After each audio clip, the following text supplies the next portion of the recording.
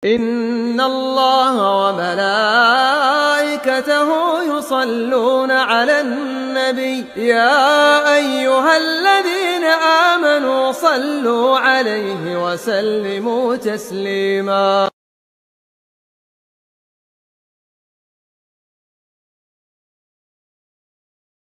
ويمثل له رجل حسن الوجه حسن الثياب وطيب الريح.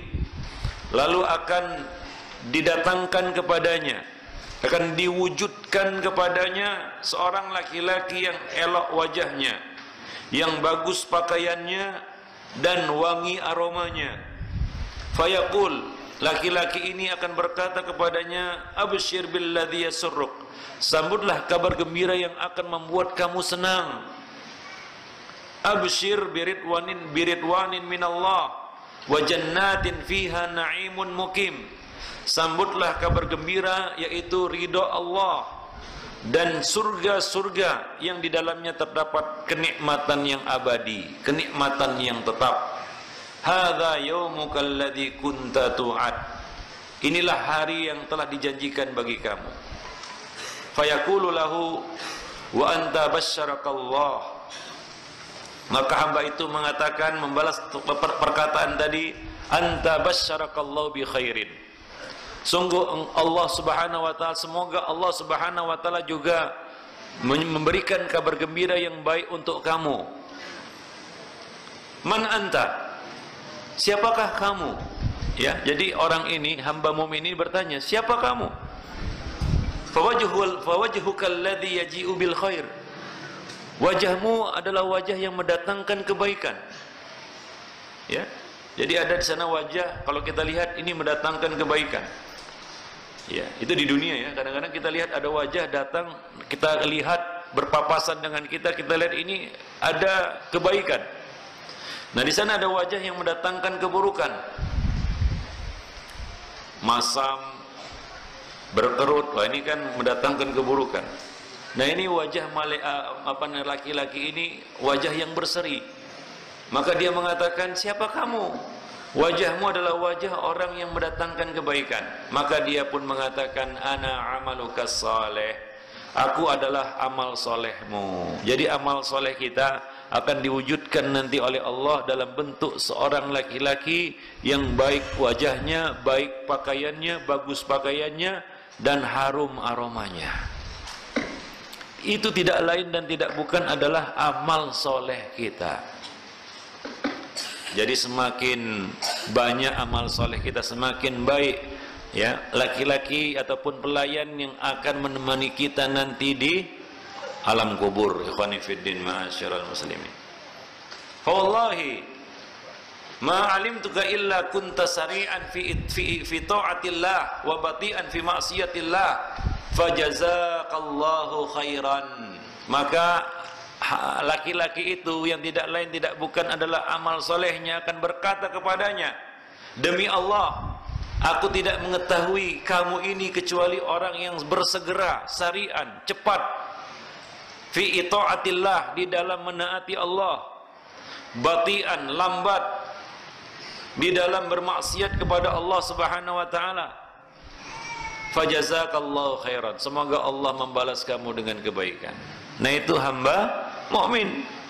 Maka amalnya akan bersaksi kepadanya, kamu ini dulu memang cepat berbuat taat, ya, lambat kalau diajak kepada maksiat. Semoga Allah memberikan balasan yang baik kepadamu. Jadi ikhwani fiddin, sebagaimana kata Nabi, ya, ketika seorang itu diiringkan ke makamnya ataupun ke kuburnya, maka ada 3 perkara yang mengiringinya. 2 kembali dan 1 yang tetap menyertainya. 2 yang kembali itu adalah hartanya dan keluarganya. Adapun hartanya akan dibagi-bagikan kepada ahli warisnya, dan keluarganya akan kembali, istrinya akan dinikahi oleh orang lain. Tinggallah 1 perkara yang terus menyertainya, yaitu amalnya.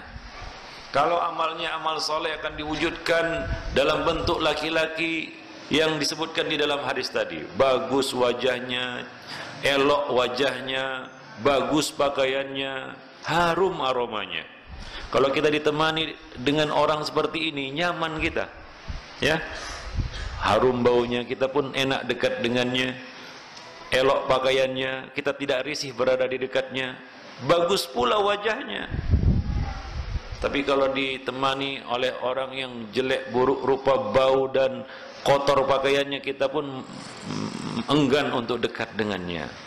Nah, ini adalah wujud dari amal soleh kita. Amal soleh kita itu akan menjadi saksi atas kita, dan kita akan merasakan balasannya mulai di alam barzakh. Tsumma yuftahu lahu babun minal jannah wa babun minan nar. Lalu dibukakanlah baginya pintu surga dan pintu neraka. Yaitu diperlihatkan kepadanya pintu surga dan pintu neraka. Lalu dikatakan kepadanya, hadza manziluka law asaitallah. Ini adalah tempatmu kalau kamu bermaksiat kepada Allah, durhaka kepada Allah. Kalau kamu orang jahat, orang fasik, orang zalim, orang kafir, orang munafik, ini tempatmu. Jadi dibukakan dua pintu itu, pintu surga dan pintu neraka, diperlihatkan. Lalu dikatakan kepadanya, ini tempatmu, yaitu neraka tadi, kalau kamu bermaksiat kepada Allah Subhanahu wa taala. Lau asaitallah, kalau kamu bermaksiat kepada Allah, inilah tempatmu. Abdalakallahu bihi hadza. Lalu Allah Subhanahu wa taala mengganti tempatmu ini dengan yang ini. Lalu diperlihatkan, ditunjukkan kepadanya tempatnya di surga. Calon istananya, calon bidadari-bidadarinya, kelezatan-kelezatan yang akan dicicipinya nanti di surga. Nah ini kalau kamu maksiat di dunia, karena kamu nggak maksiat, kamu menjaga diri, kamu melakukan ketaatan, Allah ganti menjadi yang ini. Ini sungguh sangat gembira, ikhwani fiddin ma'asyar. Dan ini juga merupakan satu kenikmatan di dalam kubur. Bayangkan, ya, kita diberi hadiah, belum lagi kita terima, tapi sudah dikabarkan, sudah ditunjukkan, nah ini hadiahnya, ini Ferrari. Karena kalau kamu berhasil di dalam kerjamu, nah ini dia hadiahnya. Kalau kamu gagal, nih hadiahnya ini becak atau dihukum. Nah, tentunya kita akan gembira, kan begitu. Ini adalah satu kegembiraan, dan itu adalah sebuah nikmat. Ya, dan nikmat itu kadang-kadang bukan hanya kita mencicipinya. Diberitahu kita mendapat nikmat saja sudah nikmat, ikhwani fiddin ma'asyiral muslimin. Itu sudah nikmat. Melihat tempat kita di surga, melihat istana kita, calon bidadari kita, itu kan sudah nikmat. Padahal belum dijamah lagi, padahal belum ditempati lagi, ikhwani fiddin ma'asyiral muslimin. Dan itu terjadi di alam kubur. Fa idza ra'a ma fil jannah, ketika dia melihat tempatnya di dalam surga, bakal istananya di dalam surga, bidadari-bidadari yang akan menemaninya di surga, segala kenikmatan yang akan dicicipinya di surga, apa katanya? Dia berkata, qala rabbi ajjili qiyamas sa'ah. Ya Rabbi ajjili qiyamas sa'ah, ya Allah cepatkanlah hari kiamat. Dia enggak sabar. Cepatkan hari kiamat, cepatkan hari kiamat. Kaima arji'a ila ahli wa mali, agar aku dapat berkumpul kembali dengan keluargaku dan dengan harta bendaku. Jadi dia lihat, ya, keluarganya yang dia bina, yang dia ajak kepada Allah Subhanahu wa taala, istrinya yang dia bina, yang dia bimbing, dia didik, ya, hingga menjadi hamba Allah yang taat, anak-anaknya yang dia bimbing dan dia didik menjadi seorang muslim muwahhid.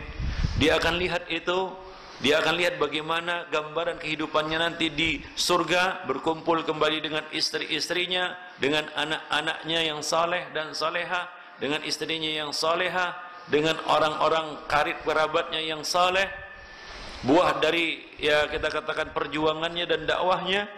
Dia lihat tempatnya, kita katakan istananya di dalam surga, karena mungkin dia dulu di dunia membangun masjid walaupun sebesar sangkar burung. Dia lihat itu adalah hartanya yang dulu dia sedekahkan, diinfakkan fi sabilillah, dia akan lihat gambarannya dan ditampakkan kepadanya gambaran nikmatnya itu nanti di surga. Maka dia pun mengatakan, hingga aku dapat kembali berkumpul dengan keluargaku dan dengan harta bendaku yang dulu aku infakkan fi sabilillah. Itu harta dia. Sudah nampak wujudnya di surga.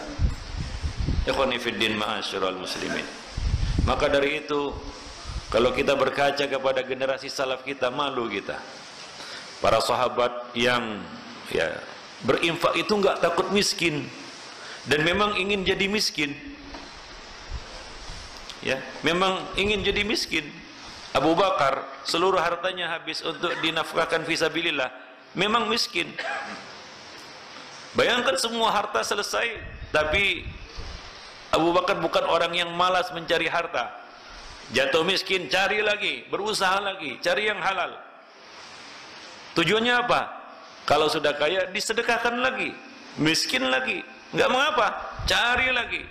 Memang harus orang yang rajin, tawakal, dan yakin, dan punya visi dan misi dari harta yang dikumpulkannya.